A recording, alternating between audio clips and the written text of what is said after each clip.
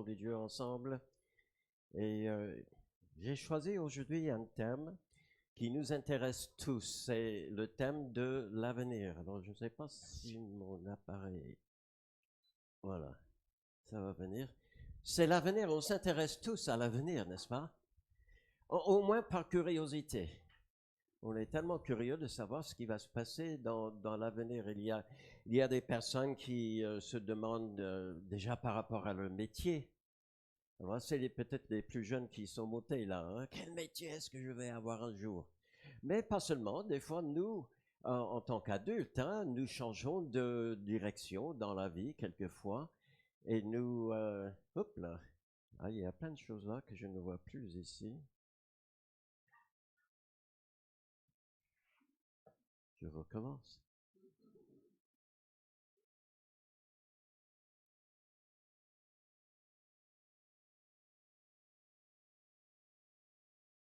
Et maintenant, je ne vois toujours rien.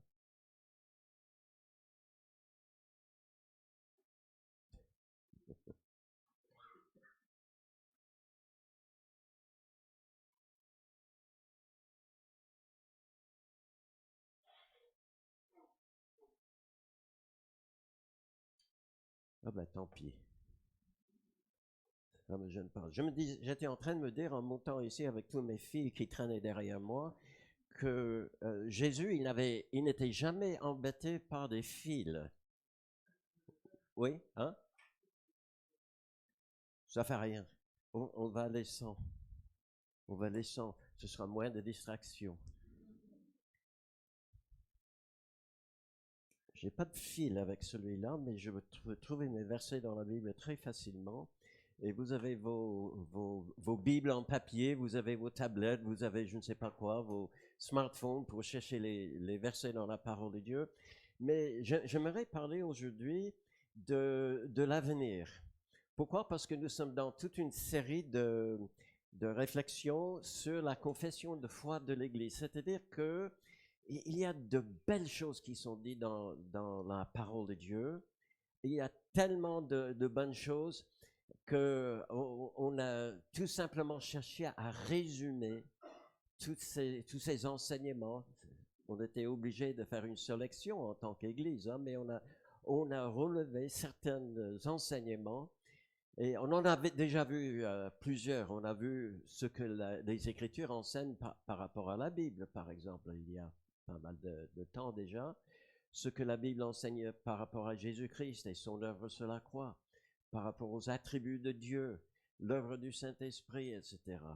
Mais il y a cette question qui vient à l'esprit, comme je viens de dire, c'est par rapport à notre avenir. Voilà mes versets qui viennent.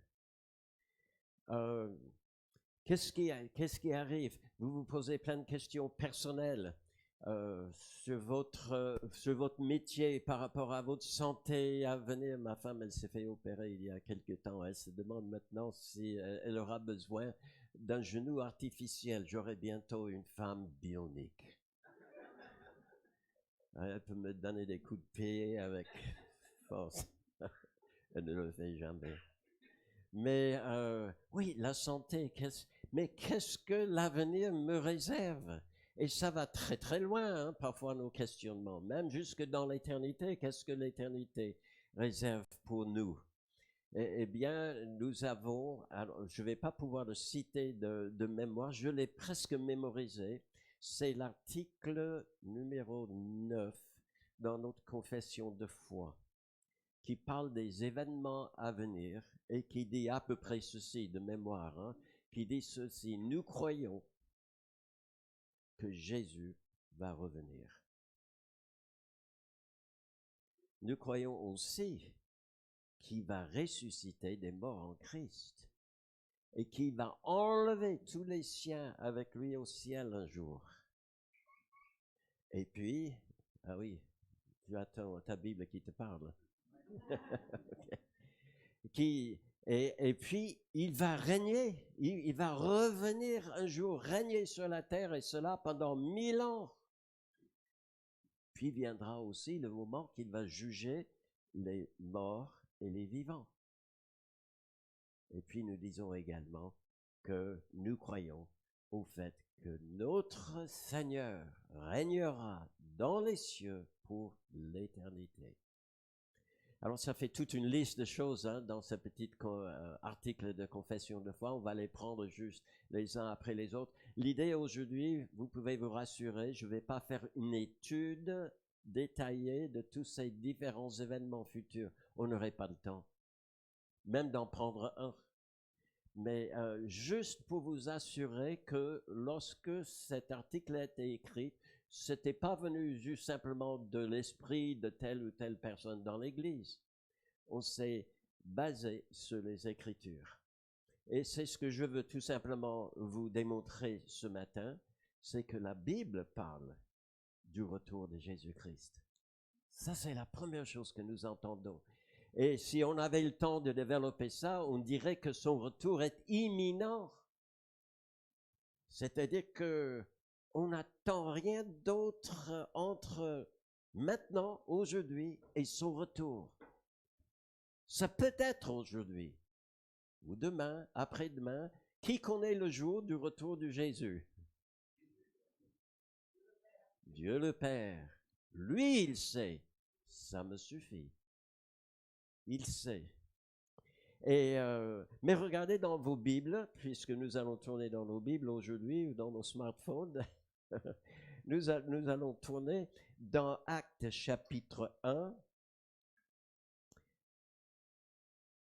voilà, et au verset 10 à 11. Alors là, dans ce passage-là, c'est le jour même où Jésus-Christ, à la fin de sa première visite sur la terre, il est venu déjà une première fois, il a vécu parmi les hommes pendant un certain temps, et puis le jour est venu, il est remonté au ciel. Et ce jour même, Dieu ne voulait pas laisser ses enfants, ses disciples, ses apôtres dans la crainte. Et ce jour même, il leur a il leur a envoyé des hommes, des anges, selon le verset 10, et comme les apôtres, avaient le regard fixé vers le ciel, pendant Jésus s'en allait, voici deux hommes vêtus de blanc leur apparurent et dirent, hommes galiléens, pourquoi vous arrêtez-vous à regarder au ciel? Ce Jésus qui a été enlevé au ciel du milieu de vous viendra de la même manière que vous l'avez vu allant au ciel. Il va venir. Les anges l'ont annoncé. Maintenant, Apocalypse, fin du Nouveau Testament, Apocalypse chapitre 1.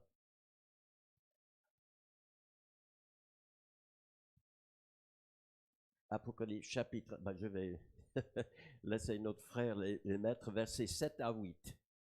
Chapitre 1, versets 7 à 8. Et là, c'est l'apôtre Jean qui raconte. C'est un peu comme une introduction à toute cette révélation des événements à venir.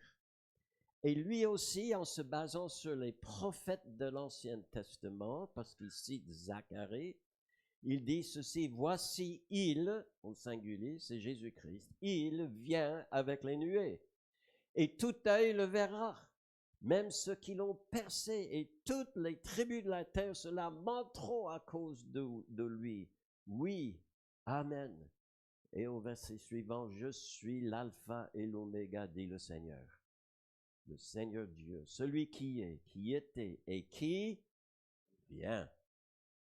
Il vient, le Tout-Puissant. Maintenant, nous allons aller à la fin du Nouveau Testament, Apocalypse chapitre 22 et verset 20. On est dans les tout derniers mots. Et devinez qui a voulu avoir le dernier mot? Celui qui vient. Alors, on a vu que les anges l'ont annoncé. Il y avait des apôtres du Nouveau Testament, en se basant aussi sur ce qu'avaient prédit les prophètes de l'Ancien Testament, l'ont aussi affirmé. Et voilà, Jésus dit en toute simplicité, Apocalypse chapitre 22, verset 20, oui, je viens bientôt. Bientôt. Alors, le mot bientôt en grec, c'est un mot qui peut être traduit de différentes façons.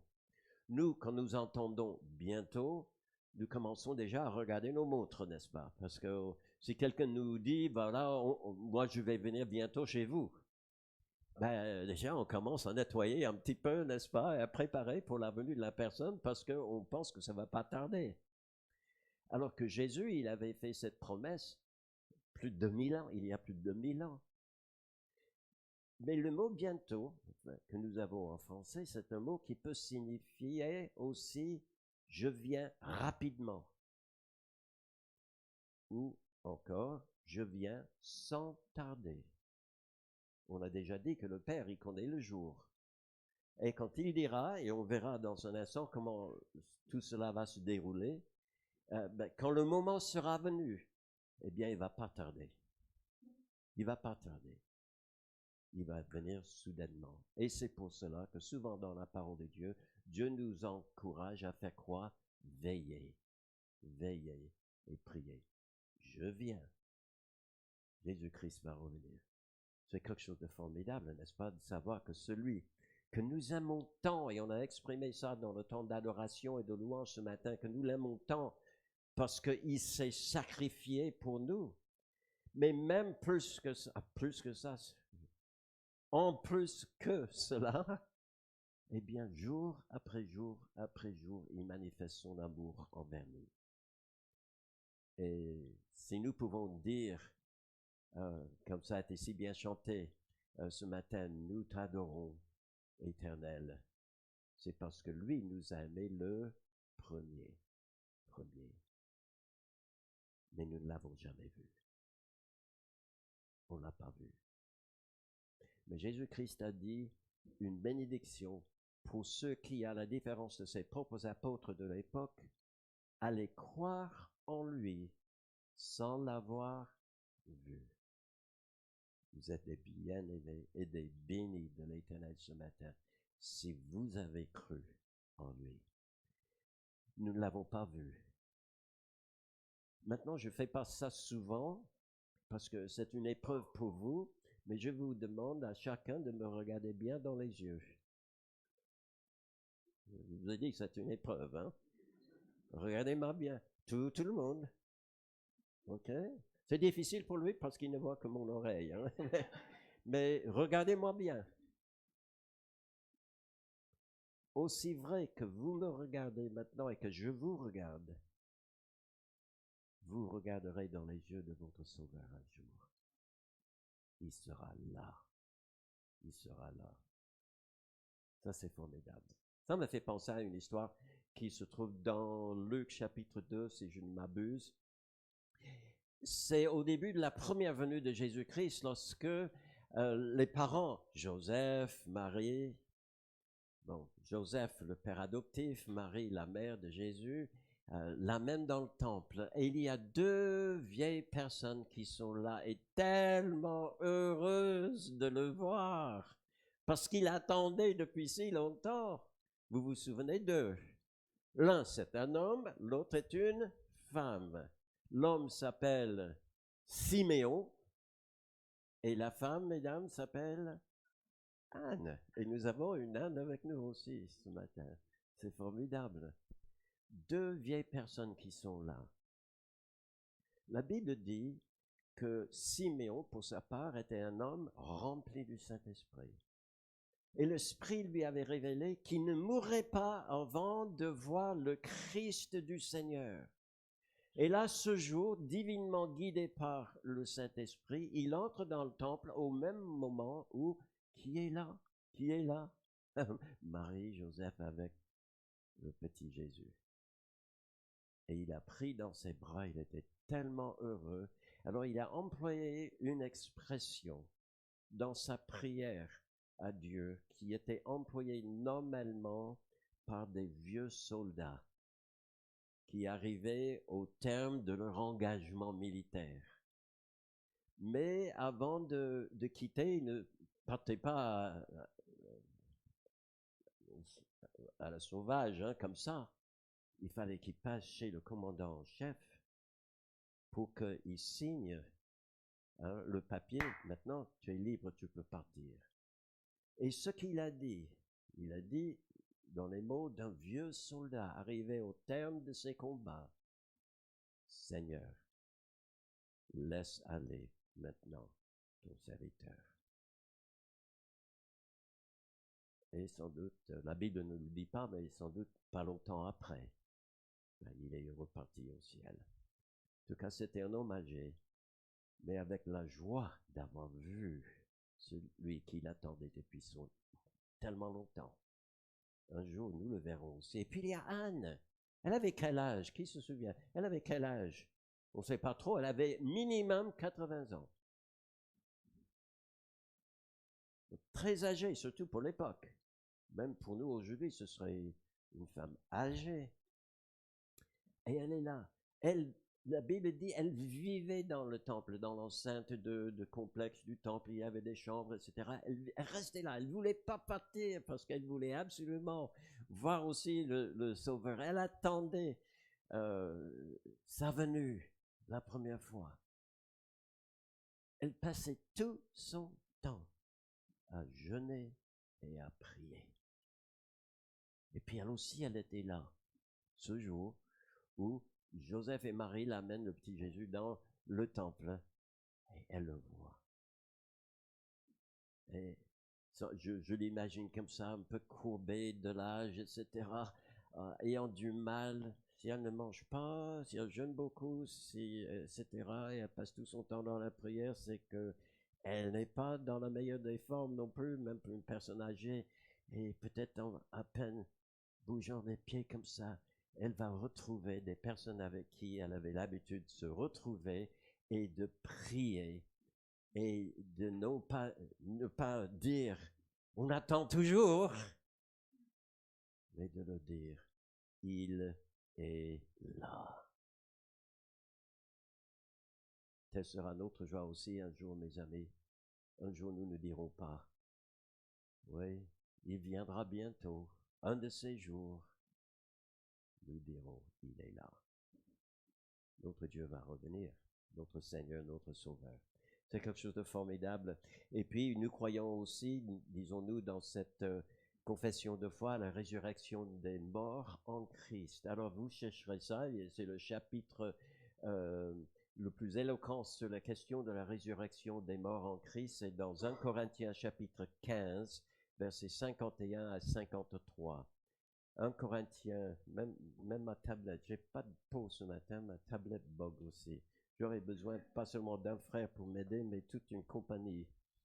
Mais 1 Corinthiens, chapitre 15, quand rien d'autre marche.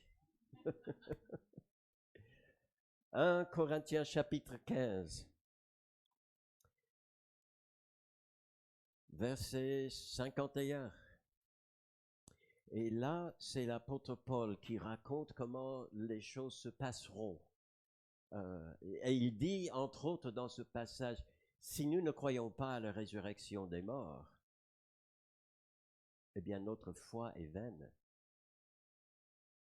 Parce qu'il y en a un qui est déjà ressuscité, c'est Jésus-Christ, notre Sauveur, en signe d'une œuvre accomplie parfaitement, une œuvre de salut, de rédemption pour vous et pour moi, parfaitement accomplie. Il ressuscite, il retourne au ciel, et il dit, si nous n'y croyons pas, non pas seulement Christ n'est pas ressuscité, mais nous ne ressusciterons pas non plus. Mais, il dit, nous ressusciterons.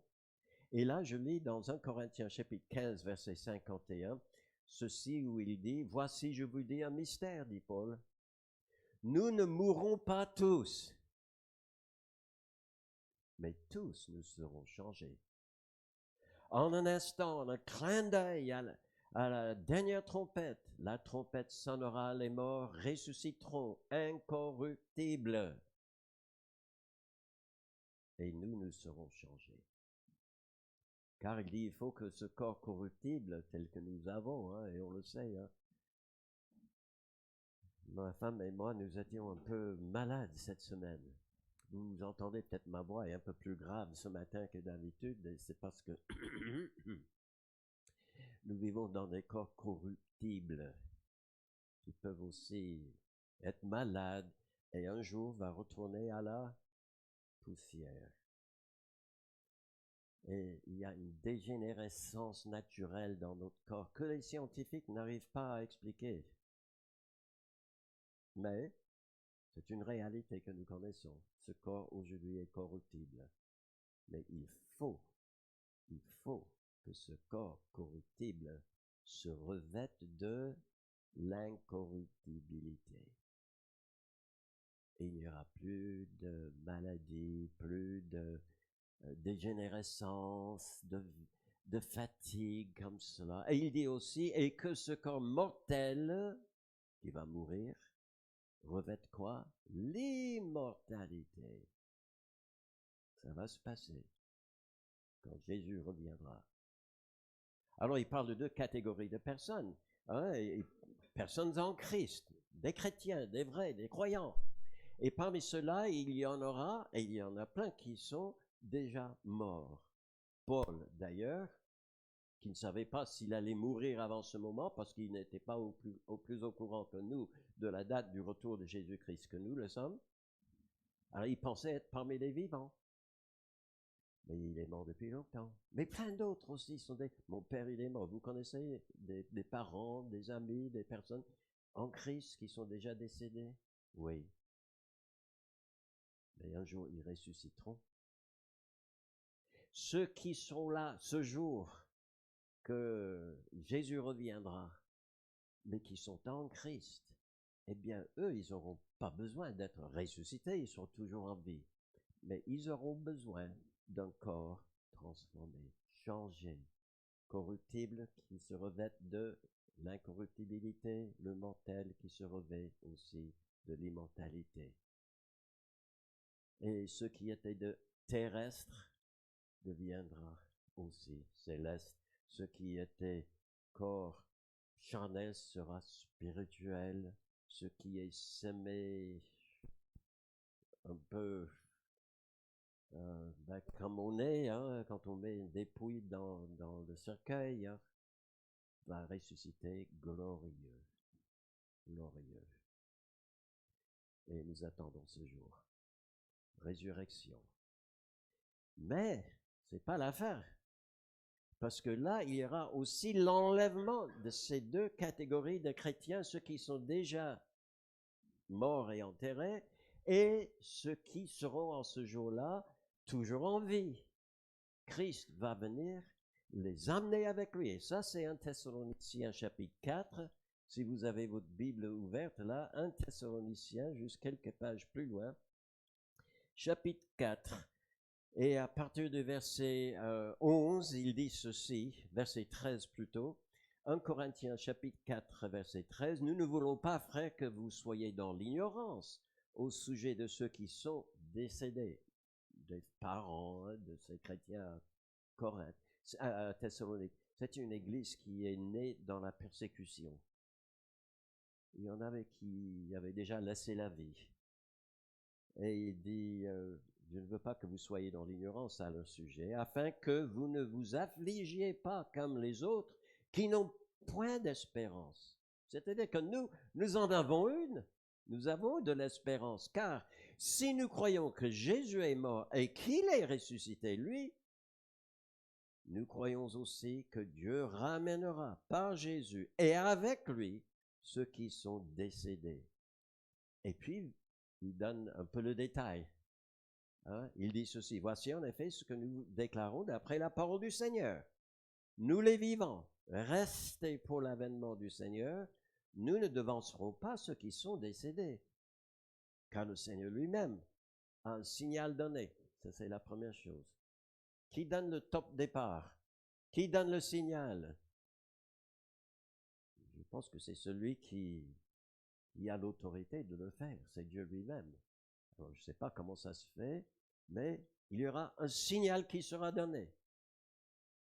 C'est lui qui déterminera le signal. Ensuite, à la voix d'un archange. Ah, j'ai jamais vu d'ange non plus. Mais il va y en avoir une qui va se donner de la voix. Et ça s'entendra.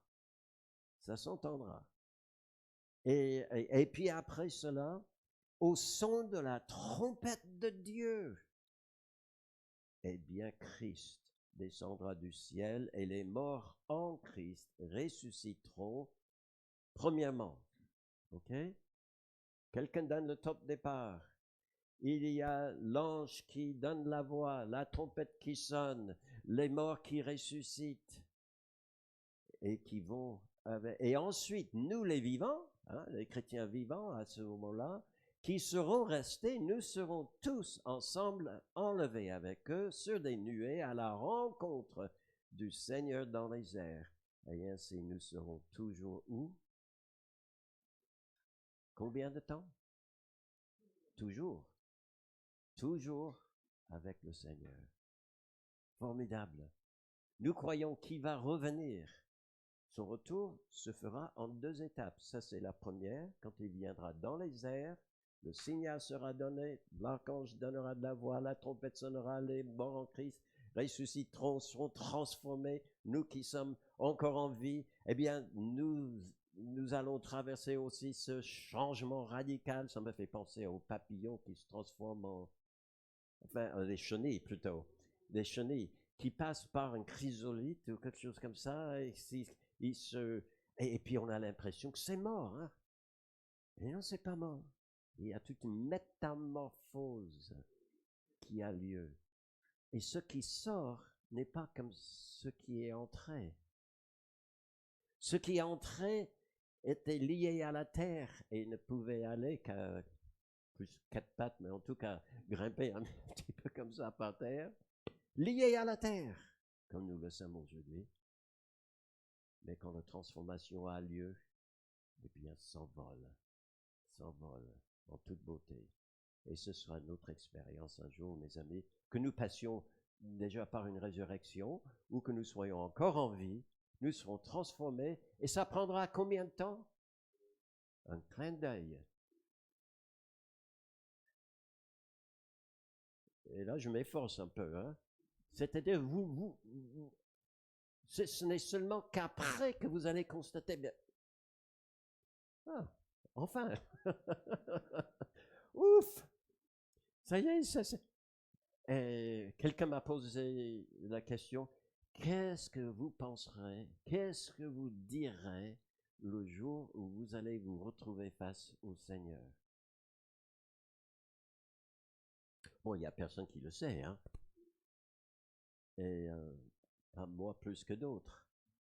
Mais je me suis dit à moi-même, je ne sais pas, mais je pense que je ne dirai rien. Je serai là dans la stupéfaction. Quand tout d'un coup, ce ne sera plus ici avec mes faiblesses, etc. Mais d'un coup, comme ça, tout sera changé. Et je serai là comme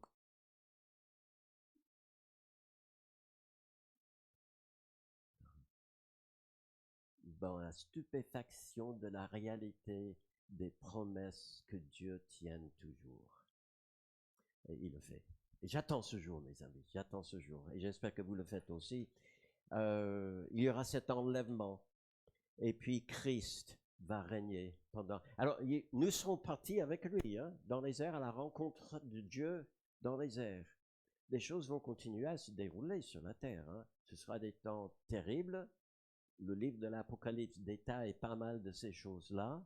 Mais à la fin de cette période-là, nous allons retourner avec Christ sur terre et il va régner. Et nous trouvons dans Apocalypse chapitre 19, verset 6. Donc on est quasiment dans les dernières pages de la Bible. Apocalypse chapitre 19 et verset 6. Nous lisons ceci. Et j'entendis, c'est l'apôtre Jean, hein, le Seigneur lui a permis d'entendre, de voir des choses qui ne se sont pas encore passées en réalité. Mais Dieu lui donne cette vision des choses à venir. J'ai entendu, dit-il, comme la voix d'une foule nombreuse, comme un bruit de grosses eaux, et comme un bruit de fort coup de tonnerre, disant « Alléluia » car le Seigneur, notre Dieu Tout-Puissant, est entré dans son règne. Je ne sais pas comment vous le représentez, hein.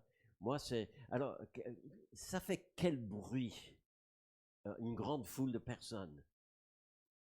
Ça peut faire beaucoup de bruit, surtout si c'est au stade et son équipe est en train de gagner. Mais non, juste si vous êtes en plein centre-ville de, je sais pas, de Paris, un jour il y a du monde, du monde, du monde, ça fait quoi? Ben, on a du mal parfois à distinguer entre des voix, mais ça fait comme un grondement plus en plus large. Et puis il y a des grandes eaux aussi. Vous n'avez jamais été sur une plage près de la mer et il y avait des grosses vagues qui venaient et vous les voyez venir et puis tout le monde crache sur le sable et puis le tonnerre. Moi, je le représente. Alors, c'est mon imagination, hein, mais ça commence comme un bruit sourd au fond, mais qui grandit, qui grandit, qui grandit, et puis comme un éclat de tonnerre, tout le monde se met à crier « Alléluia !» Notre Dieu est entré dans son règne. Il va régner. 1000 ans, il y en a aujourd'hui qui le doutent. Mais je vous montre quelques versets. Vous n'avez qu'à tourner peut-être une page dans vos Bibles, vers le chapitre 20, versets 4 à 6, où dans juste 2 versets, au moins 3 fois, il est question de 1000 ans de règne de Jésus-Christ. Et je vis, c'est toujours Jean, il a cette vision, je vis, dit-il, des trônes, et à ceux qui s'y assirent fut donné le pouvoir de juger. Et je vis les âmes de ceux qui avaient été décapités à cause du témoignage de Jésus et à cause de la parole de Dieu, et de ceux qui n'avaient pas adoré la bête ni son image. Alors tout ça, ce sont des personnes qui avaient perdu la vie pendant des tribulations. Nous serions déjà partis. Mais il y aura des choses qui vont continuer à se passer sur la terre. Et merci Seigneur, il y aura énormément de personnes aussi qui vont se convertir, mais qui vont devenir martyrs. Et là, il voit ces personnes, tous ceux qui n'avaient pas adoré la bête ni son image, qui n'avaient pas reçu sa marque sur le front ni sur le main. Ils revinrent à la vie et ils régnèrent avec Christ pendant 1000 ans. Les autres morts ne revinrent point à la vie jusqu'à ce que les 1000 ans sont accomplis. C'est la première résurrection. Heureux et saints ceux qui ont part à la première résurrection. La seconde mort n'a point de pouvoir sur eux, mais ils seront sacrificateurs de Dieu et de Christ. Et ils régneront avec lui pendant 1000 ans. 1000 ans. Ça me fait penser. Des fois, quand je pense à ces événements de fin des temps, je me demande, est-ce que je suis près de la fin des temps? Oh non, non, non, je ne suis pas près du tout. Hein. Il y a plein de choses qui vont se passer, même pour moi, et ici sur la terre. Et puis 1000 ans de règne de Jésus-Christ sur la terre, vous n'avez pas, toujours pas à la fin. Donc il y a des choses qui vont se passer, mais ce sera un temps formidable où Christ régnera avec justice, équité. Le sceptre de ton trône est un sceptre d'équité, dit la parole de Dieu. Et il régnera avec équité en ce jour. Ce serait un grand changement, hein? Ce sera un grand changement. Puis il y aura le jugement des vivants et des morts. Je vous montre juste un verset dans Actes chapitre 10. Où, je crois que c'est l'apôtre Pierre raconte ce qu'on lui a donné de prêcher à lui et les autres apôtres. Actes chapitre 10 et au verset 42, nous lisons ceci, et Jésus nous a ordonné de prêcher au peuple et attester que c'est lui qui a été établi par Dieu, juge des vivants et des morts. Et puis à la fin de l'Apocalypse, on voit ce trône qui est élevé, couleur blanc, sans doute pour quelque chose qui est parfaitement pur et saint. Il faut que le juge soit ainsi. Et Jésus-Christ sera assis dessus. Et puis tous passeront devant lui. Je ne vais pas relire ce passage-là parce qu'on l'a vu il y a quelque temps lorsqu'on parlait de ce qui arrivera pour les non-convertis. On a parlé des convertis qui sont ressuscités et partiront avec Christ. Là, c'est le jugement de ceux qui n'auront pas cru. Mais si vous voulez des références pour les chercher vous-même, plus tard, vous pouvez chercher dans Apocalypse chapitre 20, versets 11 à 15. Et puis viendra le règne éternel. La Bible dit dans, je crois que c'est Éphésiens, que le jour viendra où Jésus-Christ remettra toute l'autorité et toutes choses à son Père. Il aura à ce moment-là parfaitement tout accompli. Notre salut, il nous aura gardés, il nous aura ressuscités, nous serons autour de lui. Même la terre sera soumise à son pouvoir et le Fils donnera tout à son Père afin que Dieu soit le seul autorité sur tout. Mais là, il y a quelqu'un d'autre que Jean a vu sur le trône éternel, c'est le Fils qui est là. Et là, nous lisons dans Hébreux chapitre 1, verset 8, c'est le Père qui dit un mot à son Fils. Hébreux, l'Épître aux Hébreux chapitre 1 et au verset 8, nous lisons ceci, mais il dit au Fils, voilà le Père qui dit au Fils, ceci, ton trône, ô Dieu, est éternel. Le sceptre de ton règne est un sceptre d'équité. C'est le Père qui dit ça à son Fils. Et puis, nous lisons aussi dans Apocalypse chapitre 11, verset 15. Apocalypse chapitre 11 et verset 15, ceci, le septième ange, il y avait un nombre d'anges qui sonnaient de la trompette, et le dernier, il sonne de la trompette. Et il y eut dans le ciel de fortes voix qui disaient, le royaume du monde est remis à notre Seigneur et à son Christ, et il régnera au siècle des siècles. Ça se passera. Et puis un dernier verset. Vous devez y croire, parce que vous priez souvent dans ce sens, et Dieu veut que vous priez dans ce sens. Un jour, on lui a demandé de enseigner à ses apôtres, à ses disciples, comment prier. Elle dit, voilà comment vous devez prier. Notre Dieu qui est aux cieux, que ton nom soit sanctifié. Et puis, que ton règne vienne, que ta volonté soit faite sur la terre comme au ciel, ou quelque chose comme ça. Oui. Et non pas seulement est-ce que nous le disons chaque fois que nous prions cette prière-là, mais c'est une façon de dire devant Dieu, Seigneur, règne dans ma vie. Parce que si la volonté de Dieu doit s'accomplir sur la terre comme elle s'accomplit au ciel, ça doit commencer dans mon cœur. Je n'ai pas prié avant de venir ici au culte ce matin. Seigneur, redresse tous ces frères et sœurs qui sont dans l'église et fasse que eux, ils te suivent parfaitement. Non, je dis, Seigneur, que ta volonté soit faite dans ma vie, dans mon cœur. Je ne suis pas responsable de vous. Vous n'êtes pas responsable de moi. Mais nous avons les uns et les autres un juge qui est dans le ciel. Et ce juge nous aime. Il a déjà prouvé en mourant pour nous.